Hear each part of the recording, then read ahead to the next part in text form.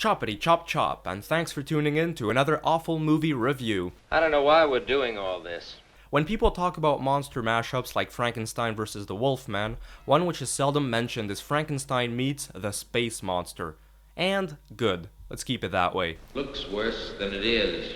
It's a very low-budget science fiction horror film, shot mostly in Puerto Rico because it was convenient for the producers.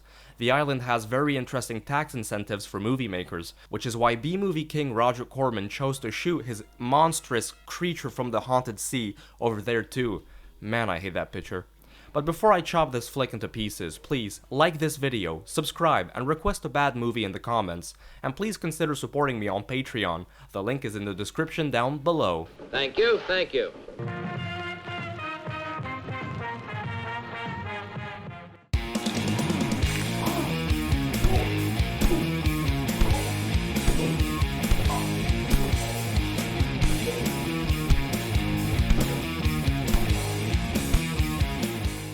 So when you get to know this movie a little bit, you see a couple film posters and stills from the film, you maybe watch a trailer, you wind up asking yourself one question. Well, where is Frankenstein in all of this? What does that mean? We're not quite certain, Princess. My good friend, you have just been fooled. Indeed, neither Dr. Frankenstein nor his creation, the Frankenstein monster, are featured in this stinker. The Frankenstein in question here is played by Robert Rowley. At first, he appears to be an army colonel, but in reality, he's a machine made up of different human body parts, hence the Frankenstein reference. We can learn all we need to know about extended space travel without the loss of a solitary life. That's the whole point, General. Makes sense, I guess. But when they shoot that android up into space, he's shot right back down by alien invaders. The colonel survives, but then some invader blasts him with his ray gun, leaving the colonel completely disfigured on one side of his face. And I guess his traumatic experience has led him to want to kill any random person he sees.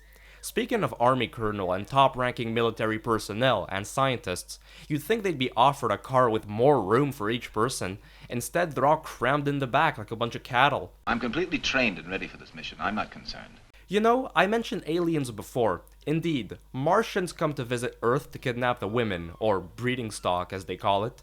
They approach Earth in what has to be the most unconvincing flying saucer in existence. This is a clear case of failure. These Martians are from a dying race, and so they need women to repopulate the Red Planet. As a result of the recent atomic war, it was determined unfit for further habitation. We have won the war. We are the sole survivors. Doesn't sound like a victory with a capital V if you ask me.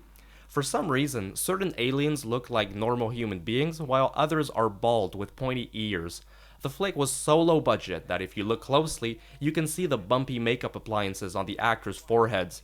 Interestingly, the actress playing the alien queen, Marilyn Hanold, also had an appearance in The Brain That Wouldn't Die a few years earlier. Alright, sir, if you insist. In case you hadn't noticed yet, this is schlock turned up to the highest volume. Oh, no. I don't buy that, Colonel. Over half of this movie is actually grainy stock footage of NASA equipment or of military expeditions. In one scene, they show the colonel malfunction and freezing. But instead of staying still, the screen actually freezes for a few seconds.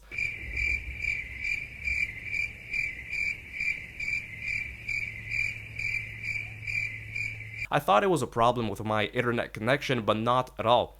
Later, they do it again to show the colonel's face. For the little money they had, the makeup effects look okay. I'm not gonna pick on them too much for that, I've seen crappier, even if it is pretty cheesy. Although, the infamous space monster the aliens have been keeping in a cell inside their spaceship is something which needs to be talked about. We have no idea why they've been keeping this hairy, disgusting looking thing with them, but apparently no one seems to care. We are gifted to a little bit of garbage drama where the lead female protagonist develops feelings for Frankenstein and considers him to be entirely human. Of course, that crap goes nowhere, and the script quickly switches to something else, just as uninteresting. We'll have the situation under control soon. Looking at the poster, you see the so-called Frankenstein blasting the space monster away with a fancy alien gun. And while that does happen, this is the kind of movie where the promotional material doesn't fit the actual story.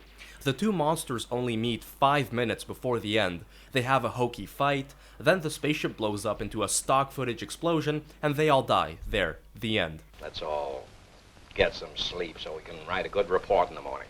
In fact, the director of this turd added the final fight scene after filming initially had already wrapped up. He thought there wasn't enough action, so he added this ungodly monster brawl.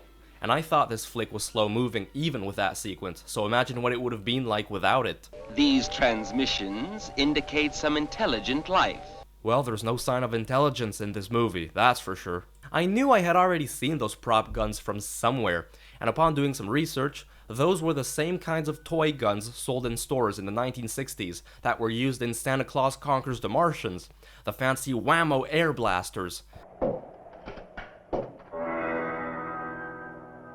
I knew I wasn't going crazy. That being said, these terrible flicks are taking a toll on my sanity, I have to say. So yeah, Frankenstein meets the space monster. What an awful movie.